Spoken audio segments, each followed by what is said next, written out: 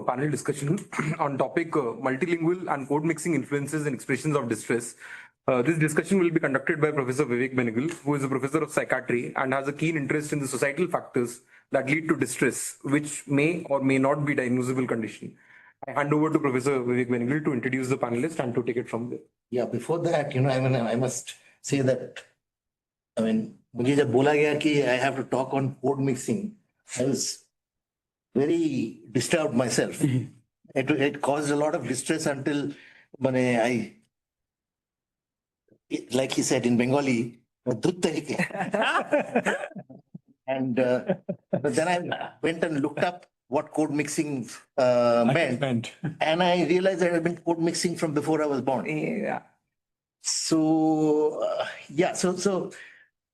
one of the things that we probably need to look at code mixing is, and the reason I suppose we are all discussing it is because this artificial Intelligence, automatic speech recognition systems are finding it very difficult, being coached into or learning how to deal with data which comes in, which has streams from different codes, so to speak. And I was also very fascinated that a lot of the work actually has come from places like Swiggy and other places. The other thing is, of course, that what I hope that we'll talk a little bit about is how idioms of distress are couched in different languages, are expressed in different forms, and how you tend to shift between one and the other depending on the situation. In multilingual families, people will use one base language and then shift, if the thing is supposed to be more formal or more serious, then you shift to English. In a clinical situation, you might have somebody who's talking in a particular language, which is the basic template, and then you shift to something else to signify an emotion which is, slightly more subtle, or etc. And there's another situation that I actually came across. It didn't never occur to me immediately that in societies, especially, what are these things? People where you have a lot of Indians living in the US, etc. They also deal with the power structure in a way where they keep shifting from one language to the other. And one language is there to be part of this the society that they live in. And there's another language, which is a code language, which is used when they are amongst people of their own. So it's a fascinating area, and I was quite drawn into the kind of work that has been done in this. And one of the questions that occurred to me is that, when the ASR system started, they started by training their systems in one language, then training their systems in another language, and hope that the two your system learns both languages. But that's not how we do it in real life. That's not how our brains do it. It's almost, when we were going out, we had discussed that it's almost as if we learn in ideograms, and that our brains catch hold of these ideograms and actually construct these narratives. So, I would really love to know a lot more about this. So we have today with us, of course, Professor Sanjeev Jain, continuing from the previous session. And then there is Professor Animesh from the IIT, who has also spoken before, and Dr. Sachin Barbde from the Ekjut Foundation. So what we'll probably do is we'll hop across, we'll go one by one, and we'll have some sort of a opening remark kind of thing, and then we can create more chaos. Okay, why don't I start with you, Animesh? Okay. So just following up as to what you said, like initially when computer scientists were building this kind of automatic speech recognition systems, so the entire industry was, again, like as he said, looking at the West as a place to sell this. So I, as I was pointing out yesterday also, industry makes anything for money. So like they saw their the biggest population which could immediately take it up was the English speaking community, and so therefore they didn't even think of like mixing etc. at that point in time. But then it turned out that even English speakers actually do a lot of mixing. So that led them to think back as to like what are the nuances that one could include into the models so that so that it becomes so the ASR becomes truly multilingual or at least bilingual. So but in order to do that they felt that they will have to build ASRs in other languages also to understand the nuances of those languages because they don't know about those languages. So so then they started building languages. So they saw that there is market beyond the English speaking community, and then they started making ASRs for these other languages, like some of the more dominant languages. For instance, is in India, like I think the first ASR was for Hindi. And then like they included Bengali and the others. And now we have this AI for Bharat mission, which has like a lot of languages, a lot of like medium scale languages also included in them. But in the entire procedure, it has been monolingual. People, while in text, people were like, concerned about this mixing and what we call switching. So there are these two things. Mixing is basically like when you have words, interspersed. So one language words interspersed among the other. One of these is called the L1, which is the native language, and the other is the L2. So this is mixing. Whereas the other one is a relatively simpler one, where you have a switching from one language to the other, and then you don't switch back. So it's like one stretch of English followed by one stretch of that language. So for instance, like there is a very nice paper on this code switching. So these authors found that whatever formal things we speak about, गाली तो हम हिंदी में ही So that's the idea. So this is switching. So and switching is a relatively easier problem compared to mixing, because switching, once you identify the switching point, after that the rest of the problem becomes kind of two monolingual systems. So just integrating two monolingual systems. However, mixing is a much more troublesome problem. So for mixing, you really need to know the linguistic rules as to how mixing happens. So there are these well-known theories called embedding theories, not embedding in the sense of this large language model. So these are called embedding theories and matrix theories, through which linguists have proposed how the L1 mixes with L2 and what are allowed and what are not allowed by looking into a lot of languages. So this is part of theoretical linguistics. These learnings have unfortunately not been rooted into the building of ASR systems. And now if you have to do it, you have to actually start from a ground level. So you cannot hope, you have a monolingual ASR and you cannot hope to change it to address all these problems. You have to build it from the beginning. So it cannot be like a bottom-up approach. It's not like the mechanistic idea of physics, which will not work. It's more nonlinear. So this nonlinearity, if you have to capture this nonlinearity, you have to build the system again from scratch. And that's what people are doing these days. And there are these pertinent questions that come in, like how do I model this mixing, or how do I model these changes, or how do I model these theoretical linguistics rules into my computer programs? Or how do I make my models understand that when a switching will happen or when a mixing will happen, and how the L1 will mix with the L2? So all these things And then this could also be like, while the way Spanish will mix with English, the way Spanish mixes with English will not be the same as, say, Bengali mixes with English. There will be differences there also.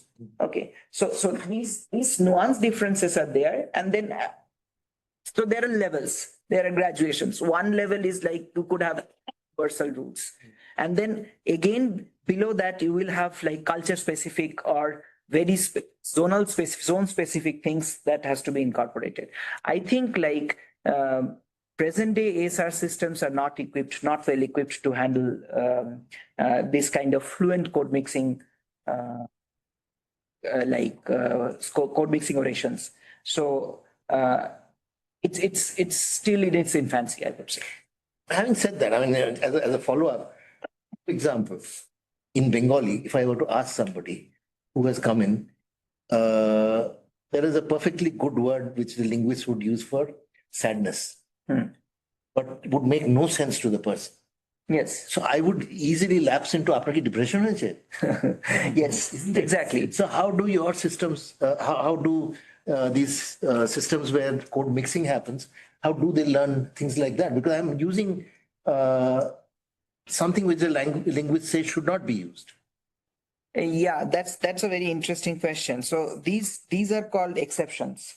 No, but the exceptions are the rule, because when Yeah, so on the ground, Yeah. this is what we see. Huh? Yeah. For example, in Arunachal, we learned that people don't speak to each other any longer in Arunachali dialects. It's not possible. Because there is they can't, the hill valley tribes cannot speak to the valley tribes in the same language. So they have actually used and retrofitted their language into Hindi. So Which they write in English script. Which they write in English. the models will also have to do that. So what they have to do is to look into large amounts of data where, like, this kind of expressions are very frequent. So the model will pick up that this is one kind of rule that is probably more prevalent or being more used in the in the conversational vernacular compared to what is a linguistic rule of doing it. So the model has to learn. So their statistics will come into play rather than rules, vanilla rules. Theoretically, wouldn't the Americans have done it already in Philippines? Because Philippine Islands also have 600 languages.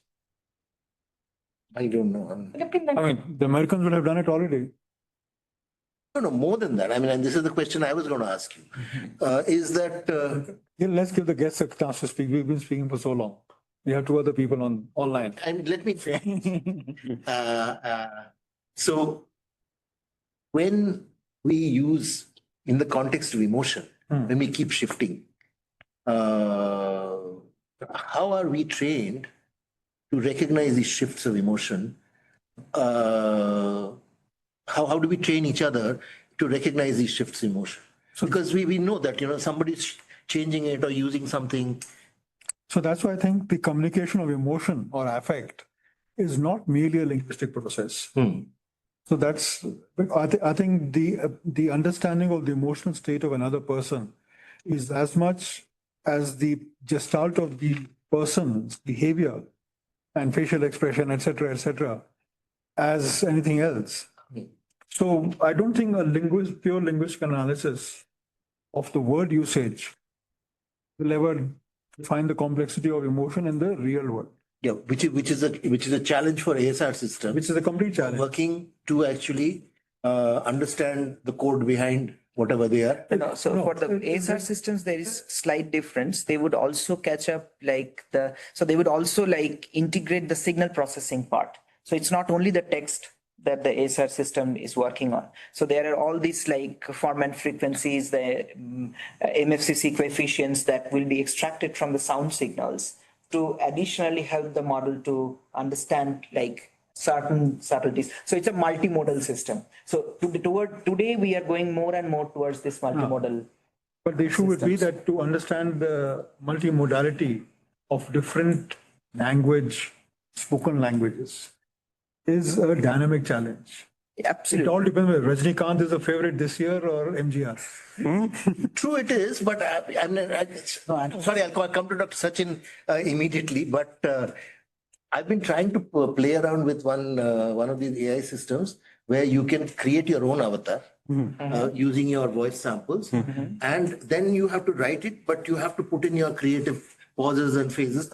It sounds very much robotic, but it still is robotic.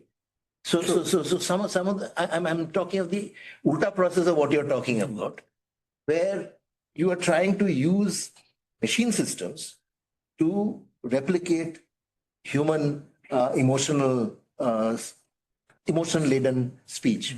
True. So so basically, see, the ASR systems, the basic job is to convert the speech that you give into text. So if that is the case, so I think the problem that you are talking about will become more pertinent when you see the inverse problem. So when you have text and you have to build speech from it. That's exactly what That's I'm the talking about. text to speech. That's Text to the speech. TTS. Text to speech. So there, like the challenges would be like, to add human intonations, a pitch. So for instance, like these railway announcements. So these still sound robotic, right? So the fight is to, or the constant striving is to make it as realistic as possible. But I think like even then there will be differences. So there will be differences between. How does disco music do it? I will come back to that. I'll catch hold of Sachin about. You worked in tribal populations, etc., and not just in tribal populations, but with dialects. Languages. And how are emotions codified differently? How are they expressed differently? Because that has always been a problem for us clinicians to handle that. It's a creative problem, but it's an issue. And I assume that when we are building ASR systems, that will be a major issue. Right. So thank you. And this is very challenging for us also as an organizations, because when we are working in community mental health and with indigenous community in Jharkhand, it's called the Ho community, and it's around 2 million populations, and with their own language, Ho language, and with their vernacular also. So initially, most of our service users are with the severe mental health conditions because they can be easily find out. So, but we were very much surprised that we are not catering the people who have depression, anxiety, other problems. So then we discuss with our Sukh Dukh Sathi, who are our peer facilitators from the community. And then we try to find out through the qualitative work what are the idioms of distress among the young people. So it is basically with the young people. So we are doing up from 10 to 19. So, and surprisingly, so we are using PHQ and GAD both tools, and they tools don't have validated version of the Hindi also. So English, and we are doing in the Ho. So the biggest challenge was the use of, as you mentioned, day-to-day words and not a vocabulary, not a bookish language. And so there is a word called Udu. So Udu has a multiple meanings in whole language. It is not a single means. So Udu means dukh. Udu means soch. Udu means since.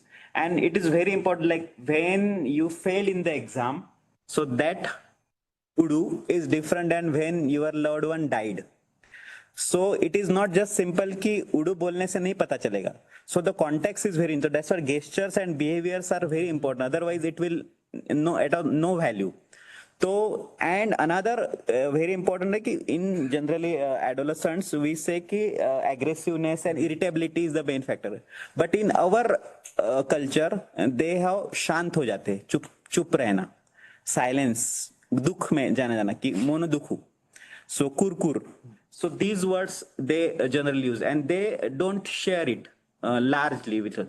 So, and when we ask what are the causes of this, and there are mainly social causes which have impacted their distress, the dysfunctional families, socioeconomic situations, school environments, substance use, early migrations aspirational migration, mobile चाहिए इसलिए बेंगलोर आके काम कर रहे हैं, सो शादी करना है जल्दी, so because it has a very मतलब parents are not forcing the kids कि आपको ये करना है, कि किड्स आइडेंटिफाइड कि our needs cannot be fulfilled by our parents due to their conditions, so they don't demand, they just ran away from the home.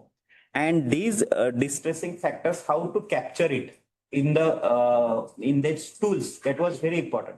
And that's why we thought that we should do it with the whole linguistics, those who speak whole language, the psychiatrists and psychologists from the whole community in the Jharkhand, and adolescents. So they formed the committee multiple times. So 1 year they meet, we did piloting, and now we have the validated tools in the whole language where the sensitivity is around 67% and specificity around 63% of the PHQ. So we did not have a good specificity and sensitivity of GAD, and it is common across the world. So I always think that what language and who are the ones who are doing this interview, because it is not always that because we think we consider ourselves an outsider.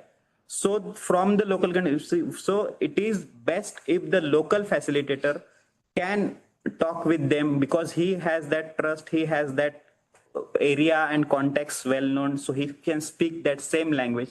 So they are the best suited to find out what are the distress and what distress is causing, and then it can improve the mental health diagnosis also, and then intervention also. So nothing about us without us principles ki whole intervention is led by these young people, and they specifically said कि we want someone who is little bit elder, कि हमको ऐसा नहीं चाहिए कि हमारे उम्र का चाहिए, थोड़ा सा बड़ा चाहिए और एकदम बड़ा भी नहीं चाहिए. So 20 to 30 age groups, so they are the ones सुकुदुकु साथी who are communicating with them.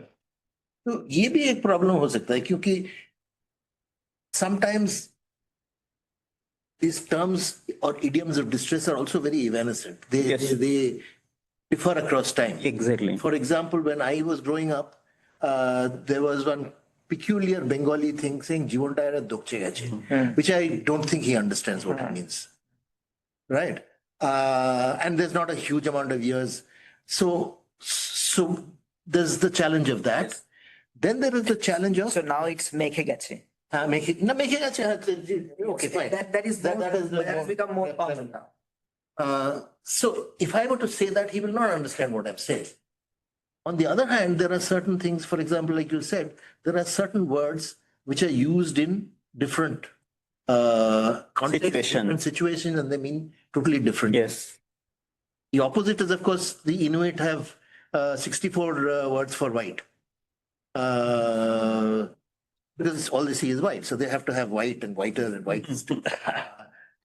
So how does one, I'm of course looking at it from how one trains clinicians, but I think Animesh will be interested in how one trains ASR systems or other systems in capturing these things, because ultimately these are the ones which are going to test your abilities, whether it is the ability of your clinician or the ability of your systems.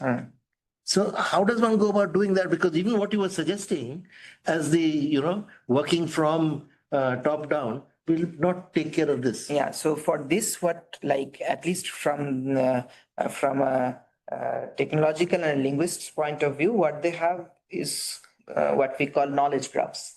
So basically the kind of words that you are talking about, these are called polysemous words. So these have multiple meanings. So words having multiple meanings, and the meanings are not, do not get revealed until and unless they appear in a sentence. So, yes, contextually. So basically, therefore, if you could gather examples of the usage of each of the variants in large quantities, then only you can teach your model well that what is what the context is about, or what the word is like trying to convey. The other way is to have like, it's a costlier way, but then now people have found out ways to like mitigate the cost. You ask linguists to build big lexicons, like where you have this word guru and you have all its meanings, all the semantics, and also the context, like in which this word could appear, could potentially appear, stored in that lexicon.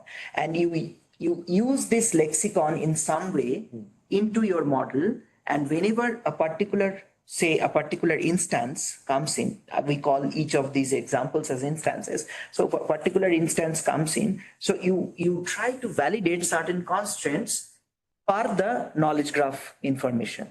And that way you kind of, disambiguate among all the senses that this word has and pick up the correct sense.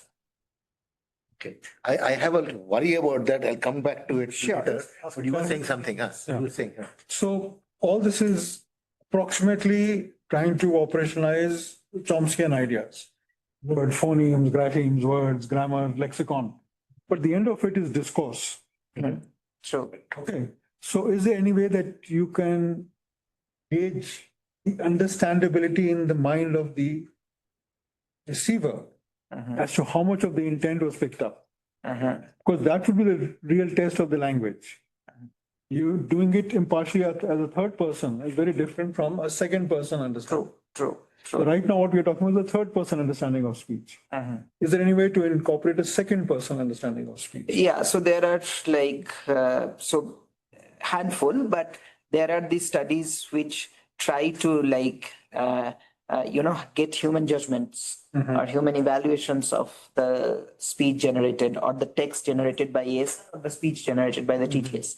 And then based on this, like judgments, you have scores associated. And then, let us forget about speech, etc. Let us think of summarization. Like you have a news article and you summarize it. So now question is, how good is the summary? Given the document, how good is the summary? Now, what you typically do is like you ask people, so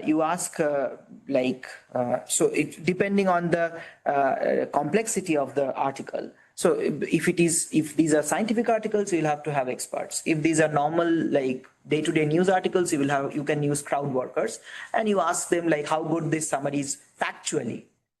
So, and then again, there will be graduations in different attributes, like how good is it factually? How good is it emotionally? So all these different attributes, and in each attribute scale, you could actually like measure the effectiveness of the summary. So, but this is a costly affair. But if you do it in a crowdsourced manner for like simpler articles, then probably you could do it at scale. At scale means you could do it with 100, 200 participants. But like if you are doing the same summarization for scientific articles, right? So then it becomes much less. I mean, you could procure much less number of experts.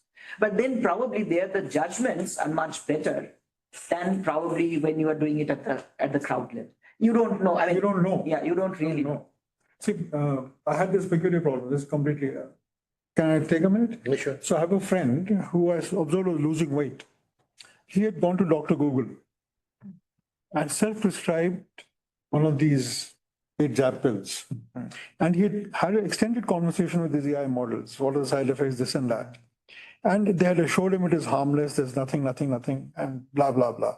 So I was concerned, so I had taken my computer. And because my computer has my browsing history, and it knows I'm a medical person, the summary it gave me highlighted the psychological side effects and the depression and the Absolutely. That was the talk yesterday that we had. We actually had a talk on this, like how each individual's footprints are recorded. And the answer, so there is no, one cannot therefore analyze discourse because the discourse is being made contingent on your existing valuing system. It's personalized. Absolutely. Personalized. Which makes it a huge problem. Yeah. The last time I went to ChatGPT, I had asked about creation of cartoons to illustrate a certain thing. Now, anything I ask, it says, can I make a cartoon for you? Yeah. I mean, I don't want to ask me another Be intelligent, ask me another question. So the best way to get probably the best hack to get remedy from this is to start a new session. Yeah. Start a new session. I've done many sessions. It's still written that cartoon thing in the So that see this is the memory thing. That's the memory thing. memory. It's not delusional. It's true. It's true memory. So Difference. It's super retrieval basically. Ah. It's not relevant right now, but it's retrieval. So on certain acts of this was something that we were discussing yesterday. On certain acts of yours of an individual, the AI agents actually start triggering a memorization about you. So generally, it is memorizing a lot of things. Suddenly, on certain questions, they are trained to trigger a memorization, a separate memorization about your behavioral traits. Scary. And when you download your own log, you will see that for certain questions, it has memory update. For many other questions, there will be no memory update. For certain questions that you have asked, there is a memory update, and it tells like this person is like this is this, so and so. And this you will not be able to see unless you download your own data. So sometimes one of my students was doing this experiment, where we were using this, exercising these GDPR rights and trying to get your own footprints from these platforms. She got her own footprints and she was like shocked. So this was a small pilot of 7 people whom we were studying. Like these 7 people's data was there, and her data was also. She's my PhD student.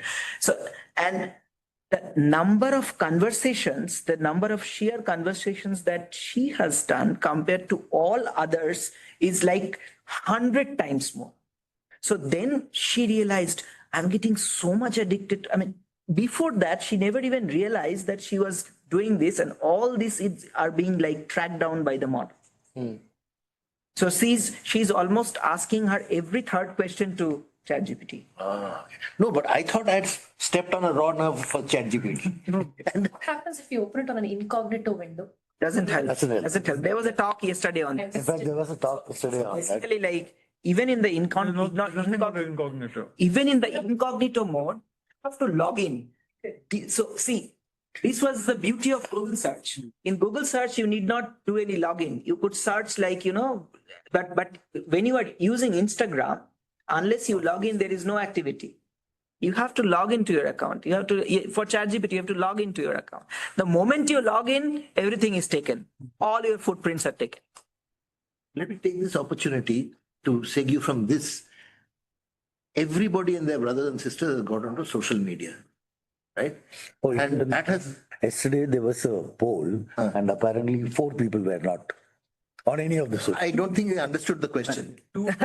I honestly, I was logged on at that time. I don't think most. No, they were service users. So we have also service who don't have phones, so they don't have Achha, that way. use any Google or WhatsApp or anything. Okay. But having said that, that has changed the language, iconography of most people, especially, so definitely younger people. And I'm not at all certain that the people that you see are not also using that. They're all in the same systems. Yes. How is it changing there? You know, the kind of language that you talked about, the language that they use for distress, their language that they use for day-to-day communication, especially among the younger people. How has that changed their communication? So yes, most of them are using this medium, and वो लोग भी K-drama देखते होंगे? yes. Reels. हाँ, reels देखते. So how has that changed their? Before answering that question, there is also a positive development. Ki due to this social media, they are preserving their language. Abhi ho bhasha ke after this. So they have YouTube channels, they have films, they have songs, they have their culture and their जो उनके customs है वो सब लोग उसके बारे में बताते, हो भाषा के बारे में बताते. So now you will get a lot of information about the whole community. They're all on due to the social media, जो पहले नहीं था. बच्चे लोग इस्तेमाल करते हैं? Yes. That is strange because I come from another dead language which is called Konkani. Okay. And you know, people of our generation, people did a lot to try and preserve these things because it's not a written language. Not the Goan Konkani, etc. But our children don't use it at all. Right. Because all the other things have supplanted it. So I'm very, intrigued to hear that Yes. this is being preserved. Yes, it's also a difference, no? Konkani, hegemonically, Konkani speakers are much higher as it. No, I'm not placing it anywhere. I'm not making a value judgment here. What I'm trying to say is that when these newer language systems come in, language not in the terms of just, what we speak to each other, when they come in, they tend to supplant the older systems. And due to this, now Google has also introduced the Lippy of Ho because of the few people are working on that since last 5-6 years. So they are also incorporating. So there are few people who are doing now studying AI and using it to preserve the whole language. There is also demand that Ho should include in the 8th schedule of the Indian languages. So there is a lot of traction due to this social media to the Ho. And regarding this chat GPT and all these things, those who are going to colleges and all this, they are using it. And generally they are using in the talkative mode. बातचीत करते, not written, audio mode में. और कि कभी कभी मेरा मन खराब होता है तो हम उससे बात करते हैं, हमको अच्छा लगता है. In what language? I'm so sorry to you. Hindi. In not Ho. Not Ho. I will kill myself if you say that ChatGPT. Can't be for. Hey, but that is also a problem, right? Yeah. Because first of all, they're using these systems which, for companionship and love and whatever, which has got people in other places into difficulty. The second is that they are being forced to use Hindi. Yes. It's now become the link language. Right. Yes. In the same way that, in the Northeast has become the link language. How English has become between Delhi and Bangalore. It's how English has become for us. Yes. Uh, but now धीरे धीरे वो भी हो जाएगा क्योंकि WhatsApp में भी पहले हिंदी यूज कर लेकिन अभी वो में ही यूज करते बट हिंदी में लिखते हैं जैसे हिंदी ट्रांसक्राइब बट स्क्रिप्ट में लिखते हैं। हाँ यस लेकिन होका लिपि अलग है। होका लिपि अलग है बट दैट लिपि is so difficult that many young generation don't know that lipi. Who has a script who has also graduation post graduation भी होता है वो डिपार्टमेंट भी है यूनिवर्सिटी में Kolhan university Chakradharpur is nearby Kharagpur. Just more than that. Yes, I know. There is an express Yes. which goes from. Yeah. Got a question too. Please. When you are talking about code switching, code mixing, not immediately which came to my mind with respect to shirt sizes. I think at some point of time, look at t-shirts, S, M, L, LL, now we have got 2X. So are we getting into some sort of standardized packages which could be sold? Now, most of our writing is sort of structured towards an A4 size, whether we like it or not, because our printers come in that size. So all our thinking straight jacketed into that A4. So are we looking at many such larger things which at some point of time could switch with each other? Yes. Yes, of course. I actually have an even more dangerous Right. worry. Computerization of psychiatric case notes. And you have to ask whether it's right. No, I have this thing that, the standardization of the questions that we ask to elicit psychiatric psychology is conditioning the kind of psychopathology which is being expressed. Exactly. Yes. And that is conditioning the kind of things that we see in our clinics. So in fact, yesterday Lekhansh was asking me a question that suppose there is let's not take it otherwise, there is a psychiatrist who does not want to write the case note fully. So has some steno-like things, so markers, and then feeds it into one of these AI assistants, and then this asks the AI assistant to build the final case note. So is this an agreeable thing? So the point is that I was giving him examples from the computer science literature because there people have been started doing this. So the respected communities, generally our top conferences, what they have done is they don't negate or go against this idea as long as you do a responsible disclosure. That, okay, I have used, in this particular document, I have used AI in so and so parts in order to write. So as long as you are doing this responsible disclosure, we are okay with it. So that was one example that I was giving. So this straitjacketing like this will be more and more like if you get reliant on these kind of AI assistants more and That's exactly the point, I think, which NIMHANS raised earlier in terms of teaching people, train people to learn these systems. Why should you transcultural? I think Sanjeev gave another side of it. But again, coming back to classical, traditional, we get stuck again.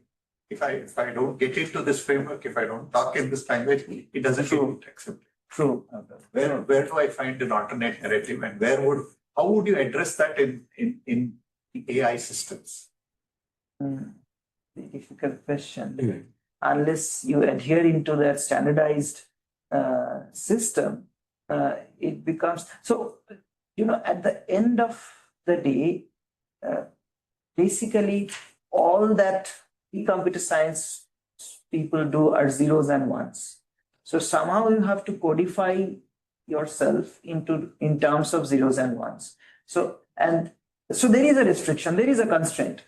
So at some point you will have to draw a boundary. So I mean, I'll extend that argument. so approximating a world has always its problems. So approximating a real world has always its problems. It has its flip sides, it has its good sides. So, as a public health person, suppose sitting and there is a person who would draw from traditional Ayurveda, they've got a separate. And we've got Ayurveda or 2 or 3 or 4 of these systems we're talking about, tribal systems. Sitting there, if there is an app available, there is a mechanism available where I want to capture, and this switching is happening between all of them, what do I do? So that's an interesting problem. So basically what you are telling that there is a switching across like multiple languages, multiple cultures at the same time. So yeah, of course, it adds complexity to the problem. No, but so what you're suggesting is a nightmare scenario. Where you are trying to switch between one treatment system and another treatment system without actually having an equivalence between their explanatory models. Which is what we are doing. Which is what we are doing in India. But it's a nightmare. The issue is actually much simpler. The issue is that all algorithms to arrive at a diagnosis, follow a certain logic structure. Now that logic structure is not dependent on the language. Absolutely. So if a person says I've got headache, whether I signify the headache as a dosha or as a vascular headache or as a space occupying lesion or as a conversion symptom is in my head, not in the patient's behavior. Patient is just using headache as a signifier. So why should the analysis of the headache differ? Now, if your systems are based on clustering of phenomena together, independent of the theoretical framework of the human validation. Here, everything is ultimately fed back into a human validation concept. Lot of the decision trees. Now, if those human validation systems have used different systems, then each of those systems can be checked out independently. But theoretically, in the actual interface between the person and let's say the professional AI machine, they should not. No. See, that's at the thing of diagnosis. Yeah. When it goes into treatment, you're actually creating decision support systems, which will have to agree in terms of what does what, and so you will have to have an equivalence vis-a-vis the explanatory model of each. So you, without doing that thing, to just say that, for example, that yoga can treat everything. Is not an accurate thing. But having, I mean, one thing that I don't want to forget to tell you is that when we joined as students, the most common symptom that we faced was "Ankhya mein tirkhiyan aati." Yeah. So That's Hindi. Technically, where do you put it? Which I'm sure again is a common problem across all our situations, where somebody is actually saying, I mean, it can only be that, my eyes are jumping around. Blinking. Blinking. Not even blinking. He's jittering actually. The Bengali, there's an even worse thing. But so what is you will have to understand the connotation of that. And that is not there in any classificatory system. No, that's a question of lexicon, because these metaphors of distress are really enormous. I mean, to a routine person feeling blue in India, that's what It has no meaning. Exactly. Which is why it's Krishna. It means you're feeling good. Yeah, exactly. Interpreted as feeling. and so wherever we've tried to translate, are you feeling blue? There has been mayhem and chaos. So that's why if you read the PHQ का translation Hindi में वो इतना chaos है कुछ भी समझ में नहीं आता. Exactly. Right. So one should not see. That's why the discourse analysis is much better than a lexicon analysis, which is the whole point of linguistic theory. That you cannot use words. It's like you're going back to Alice in Wonderland. Each word will mean exactly what I mean, and that's it. Jabberwocky. Yeah, but Hankya mein tirthi aati so is not just that. It has a multiplicity of meanings. Agreed. But that meaning is to be understood In the context. Yeah, Whether it is a woman who's coming in, whether it is a man who's saying it, whether it is a young woman, whether it's an older woman. That comes back to his question, in fact, inflection and context. Yes. So pure linguistic analysis is Which is a problem for these ASR systems. yeah. No, I don't know how SR systems can, because like you said, it's zeros and ones. No, theoretically, if you have infinite, again now, so this again one of Stanislaw Lem's books is various stages of this LLM. So the first time we programmed it gives it gibberish. Then the next one is better. Then it wants it to write a poem which is only used a mathematical love poem. So it tells of a love song between Raymond and Phi. There's a whole poem on that. And then he asks me to write a poem with every word begins with S, and he writes a poem on that. So the skill set can be amplified to infinity. It may get there. The question, will it ever get in? Will the approximation ever truly approximate reality? Exactly. That's a big question. That's the issue.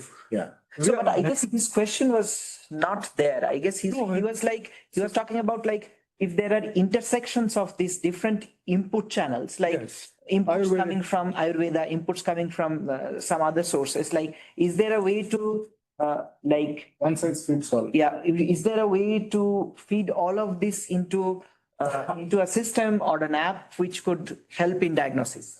If I yeah. Might be we standardize it to S, M, L, double L, triple L. No, that won't. I think that would go wrong. That is I dangerous. think that would go wrong. Yeah. That is what we are trying to do. Yeah. That is what we are So trying this to do. one size fits. It is the wrong direction. Doing that. No, without disrespecting any of the systems, going in and trying to actually make a thing that you can take from this and put it together is probably not rational or scientific. Yeah. In fact, this was some of the discussions that we did last day, that this is like small models and large models. So there was this idea of large models trying to do everything, and whereas you have small models which try to have specialized purposes. So now at least the computer science literature, like they are, at least the academic literature, they are like fatigued with these large models. They are now trying to have specific models to solve specific problems. So we were in the morning when we had stood for coffee, I was talking about this other routine medical LLM models, which incorporate into their final system also the full readout of the biochemistry readout, their hemoglobin levels, their gout level, their thyroid levels, and they incorporate all that into an explanation of the symptoms that the person is having. Because all those symptoms are also well codified. So in psychiatry, because you don't have those empirical readings, very low hemoglobin or things like that. So therefore, the application of AI diagnostic algorithms is much poorer than, let's say, for cancer or for radiology screening, or even now, I believe, for pathology slides. The computerized image analysis works almost as good or as a human That's person. why the pathologists and the radiologists jobs are going to be the first to go. No, Yeah, they're the first to be out of a job. but they'll also have to check whether the report is hallucinated or delusional. We will have to pause ourselves because we have to entertain two questions. Oh, One okay. is online and one is Okay. we have a specialist in speech sitting with us. So I'm sure she would have some Yeah. response to this. No, I was going to, ask people for their. So we are Any not, comments? we are becoming like, what is the chat panel? We are talking among ourselves, not entertaining questions. Not- No, so Question. I think first, I think let us take. is there somebody from our, yeah. Actually, this was a question asked by Professor Monojit, who is going to join us tomorrow and give a Okay. talk. This is related to something you said, sir, about the PHQ-9 and its translation. So his question is, what is the state of context-aware translations of psychological instruments and adaptive standardization of measurement tools? I heard that we still simply do literal translation without further cultural contextualization. Okay, so for this, generally, we follow the method of validations like translation, back translation. But before that, we did exploratory study. What are the words used in the community? So we have a lot of words, and these words we gave the team to use in the translations and then back translations. Then the whole linguistics and the psychiatrists from the community sit together and they find out that which are the words. Some words are like young people say, we don't use this word right now. So then we change it and then we piloted it. And finally we did it with the gold standard of KSATs. So like that. Yes, I think it is sad. It's The same old one. Which you started out with. But this is, see, the only instrument, to take that question on further, the only instrument which has actually been used, developed from the ground up in India is the Indian Psychiatry Survey Schedule, Indian psychiatrists. IPSS. IPSS, done by Kapoor and Costes, way back in the 80s, Great Universal Quota. So they actually validated this in the population before they started. Okay. From the bottom up. Okay. All other epidemiological studies in India have merely translated Western instruments. Yeah. Because you can't get published anywhere. The Indian Psychiatry Survey Schedule had to be published as a separate book. It could not get academic. fine, very interesting. No, but that's the point that I've been trying to make for a long time. That the next instrument that is created, especially for epidemiological service, should be used from vernacular, using vernacular ideas, and It won't get published. Yeah, no, but that's the one that will probably be most approximate to our needs. so I'll give you a similar example. Especially when we talk about the switching, for example, honestly, when we talk about Everywhere. generations, they are now into more of the modern quote unquote lingo rather than. That's true of all of us. So not just So that. language evolves, so Yeah. that will be. No, not just that. It's the fact that we are converting one construct from one language system into another. And there is a lot which is lost in translation. But the fact is that most of it is actually congruent.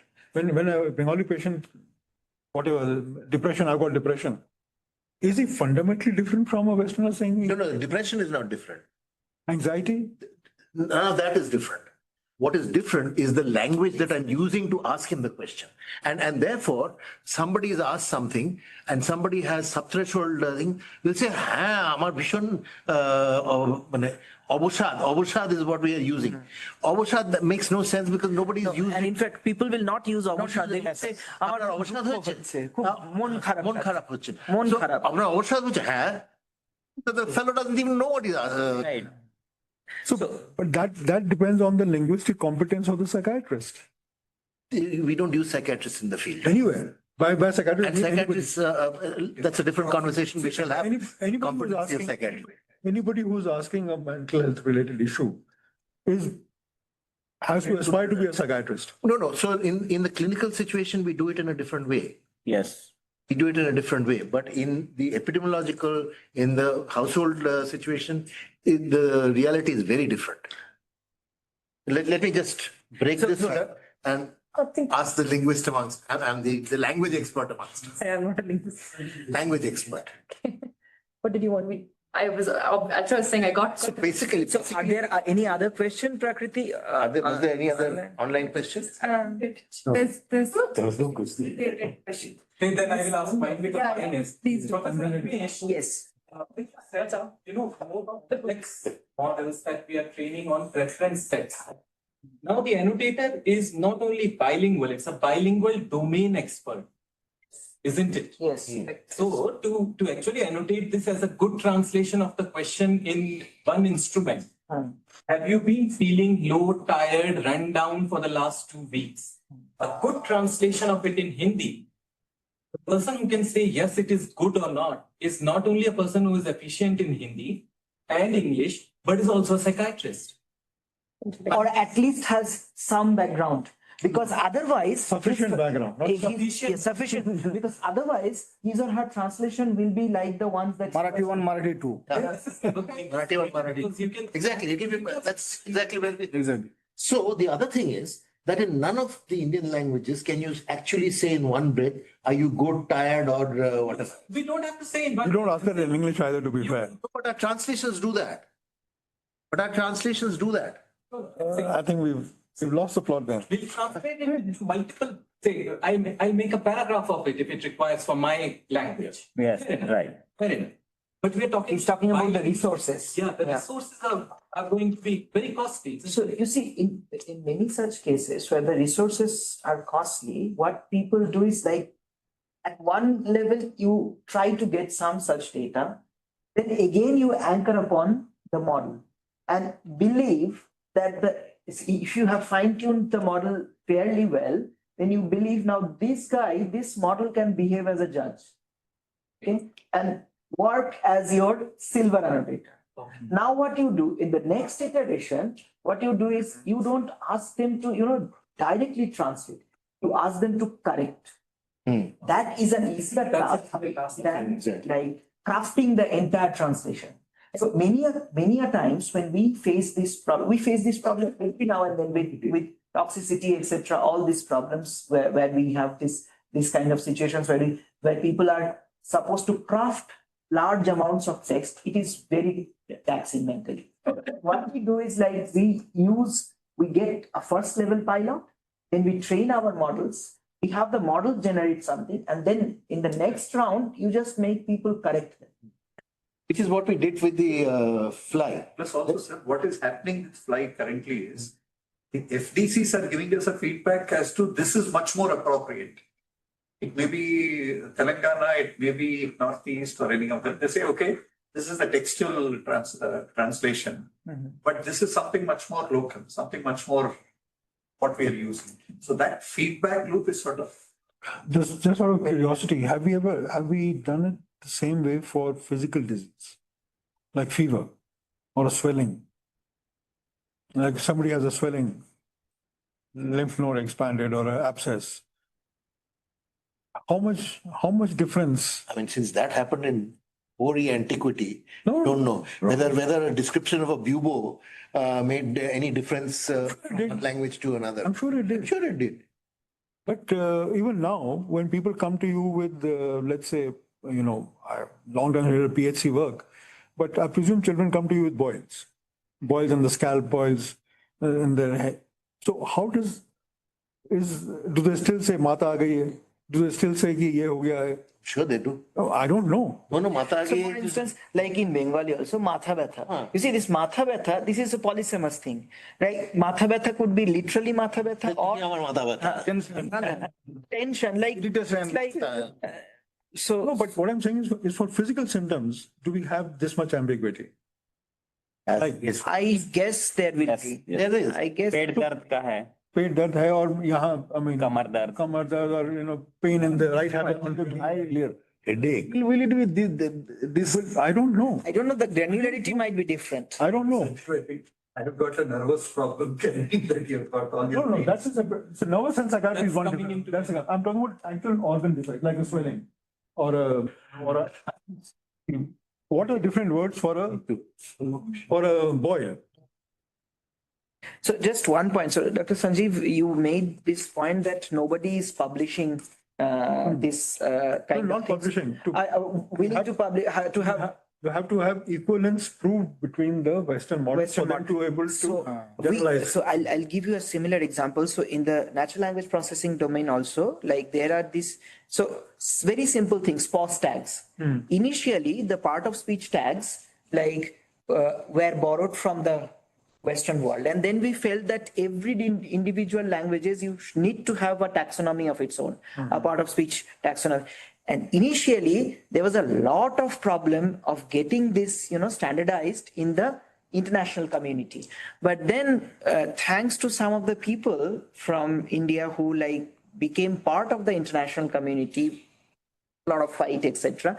And finally, we could make them believe that there is a different part of speech taxonomy that could exist apart from the, the English. So earlier, everything was like an adapted part of speech taxonomy from English. So that culture has changed now. So at least in the natural language processing domain, that culture has somehow changed now. So I was just wondering, if this culture has this is what you were talking about during lunchtime, no? That you got a lot of pushback. Yeah, we were trying to validate an existing automatic speech recognition model in multilingual context in children. This is child data that I'm talking about. Caregiver child speech. The editor was a kind editor, so they gave us a chance for major revision. We wrote back, pushed back multiple times, and finally they accepted the way we validated it. But it was not easy. But why don't you detail what was the? So we want the details. Clearly zoned out, but okay. So for example, in our sample, there is code switching and mixing both. And so they were like, either you do it in English and Kannada or Kannada and Hindi. Don't take a sentence with multiple things. So you can't, so you either do it as Kannada separately and English separately or whichever. But what we did was we took the sentence as is, and we were doing segmentation of adults and children first, and then tagging and validating at segment level. That was what we were doing. So the argument is that even at segment level, the language matters. Okay. We are like, but if you force us to do Kannada and Hindi alone, that's an unnatural situation. I'll never be able to use that in my clinical work eventually. Yeah. I kind of got it, but there was a lot of apprehension saying that this is the best way to do it. Ironically, Monojit was a part of this fight to get into this. So they were he was one of the people who were involved in this taxonomy building. So actually, IIIT Hyderabad, so they have a very strong linguistics group, and they gave a push to it. And there was a lot of Indic conferences at that time that were held at IIT Bombay, IIT Kharagpur, then IIIT Hyderabad. And together they actually had this taxonomy built up, brainstormed and had this taxonomy built up for, I think, 8 or 10 Indian languages at that time. And then they pushed it into one of the top computer science plus linguistics conference, which is called ACL, Association for Computational Linguistics, and they had to accept it. And after that, actually things have become much more normative, much more naturalized. So now, if you go and say that there is a different type of emotion categorization, there is a different type of. So for instance, it was very difficult for people in the West to believe that any abstract noun could be a proper noun. Akash could be a proper noun was something when it was first pitched, it was very difficult for them to believe. But then slowly, through multiple trials, etc., now it has become much more. I mean, in fact, now when they solve these problems, they keep this more generic thing into. So now if you ask ChatGPT, it will realize that Akash is that I find very. For example, traveling in Kerala, I realized I asked for something with Xeroxed, and nobody could understand what it meant. You had to say photocopy. Yes. Okay. So this, whereas everywhere else, Xeroxed means Xerox. Yes. So I'm surprised that they never understood the difference between that a word, that a noun, Xerox, could also be used for the act of photocopy. Yeah, exactly. Very, very interesting. No, but this is, I really, I don't know how to put it, but I think we are, by See, at one level, if you say that we are a completely unique representation or expression of depression, then nothing else can become generalizable. You have to rather emphasize the commonality. Yes. Universality, yeah. Universality of it rather than the distinctiveness of it. So this urge to define distinctiveness and to spend so much time defining distinctiveness is, in a sense, self-inhibiting. Yeah, but then goes back to whatever you were saying, that this whole distinctiveness comes from the colonial gaze. Yes, so but why are we adopting it into ourselves? Because we have, Sanskritization is occurring once again in the reverse direction. No, but that is equal. That's equal. Different narratives. No, it's the same thing. No, but It's the same thing. but power has a lot to do with a lot of these conventions. No, Power, I mean, because what he's been saying. Discussions over a copy also. Sure, I mean, We are in the break time of it. Do we have a break? We have a break, long break. We have a break? so, no, as 4:30. Animesh has been saying, this has been a very bad panel because we have, We are fighting among ourselves rather than entertaining questions from. but I hope it has been an entertaining panel.